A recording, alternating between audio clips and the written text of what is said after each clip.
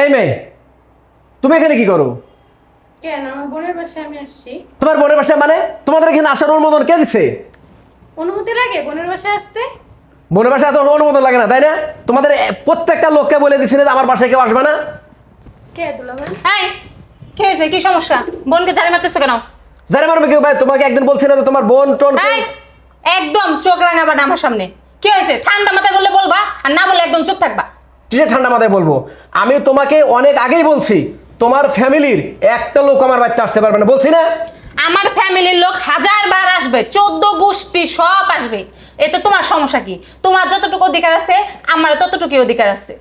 আরে লজ্জা বলতে তো একটা জিনিস থাকে নাকি? হ্যাঁ, আমি তোমাকে বলছি যে তোমার ফ্যামিলির বোন ভাগ্নি মা বাবা কেউ আমার বাড়িতে আসতে পারবে না, একদিন বলে দিছি না? আহা গো, একটা তোমার লজ্জা করে বেশি। তোমার বাইরে যে আমি এতবার দূর দূর করে খেতে দিই, তারপর না তোমার ভাই 2 দিন পর পর উঠে উঠে আসা পড়ে। হ্যাঁ, তখন কিছু না? সেদিন যে আমার ভাই আসছিল একটা দিন থাকার জন্য, কত রিকোয়েস্ট করলো, ও খালি পরীক্ষা দিয়ে চলে যাবে, তুমি আমার ভাইকে থাকতে দিছিলা?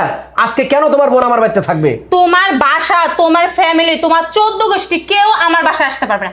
একটা পোকামাকড় আসতে পারবে না আমার বাসায়।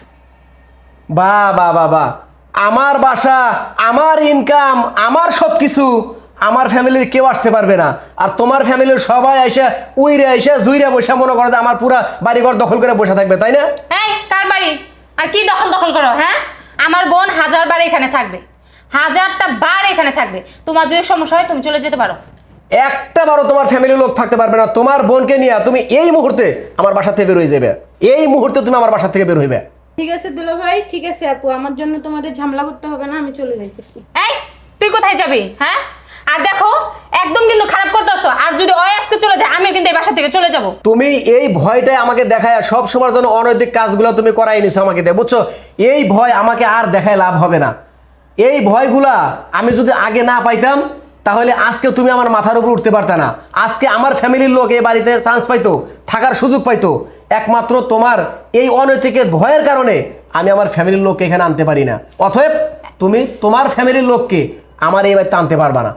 এই শোনো, বেশি যদি তেড়িবেড়ি করো, আমার বোন যদি এখান থেকে চলে যায় আমিও কিন্তু আমার বোনের সাথে চলে যাব, মনে রাখো। ঠিক আছে, ভালো কথা, তুমি তোমার বোনকে নিয়ে চলে যাবে। তুমি এখন তোমার বোনকে নিয়ে এই বাসা থেকে চলে যাও, যাও। এই দেখো, আমি কিন্তু একদম সত্যি চলে যাব। ঠিক আছে, তুমি যদি মনে করো এটাই তোমার জন্য সঠিক সিদ্ধান্ত, তুমি তোমার বোনকে নিয়ে এখন এই বাসা থেকে চলে যাও, যাও। তুমি না, আর স্বামী স্ত্রীর ভিতরে তো কথা কাটাকাটি হয়, এই হয়, তাই জন্য কি আমি চলে যাবো তোমার সেরা? আর শোনো, যা হওয়ার হয়েছে, তোমার ভাই বোন আমার ভাই বোন একই, সোজা একই কথা।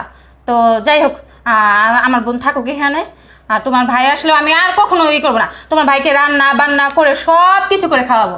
আমি সব সময় আমার বোনকে যেরকম ভালোবাসি, তোমার ফ্যামিলির সবাইকে আমি এরকমভাবে ভালোবাসি। এই ভুলটা তোমার আরো আগে বোঝা উচিত ছিল, বুঝছো? আমি তোমাকে অনেক বুঝাইছি, কিন্তু তুমি আমার কথা শোনো নাই।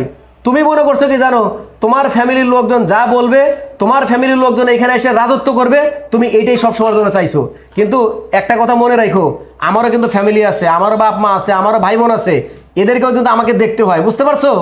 আচ্ছা, আমি বুঝতে পারছি। আমি আর কখনো মানে এই ধরনের কাজগুলো আর করবো না। আর আমি, হ্যাঁ, আমি ভুল করছি, কিছু মানুষের কথা শুনে বা কিছু মানুষের ব্যবহারে আমি এই জন্যই করছি। আচ্ছা, মাফ করে দাও। আমি আর কখনোই তোমার ভাই বোন আত্মীয় স্বজন ফ্যামিলি কেউ আসলে কোনো রকম কোনো কিছু করবো না। তোমার বোনকে একটু ভালো করে বুঝায়ো, বুঝছো? তোমার বোনকে বুঝায়ো, সবার কিন্তু ফ্যামিলি আছে।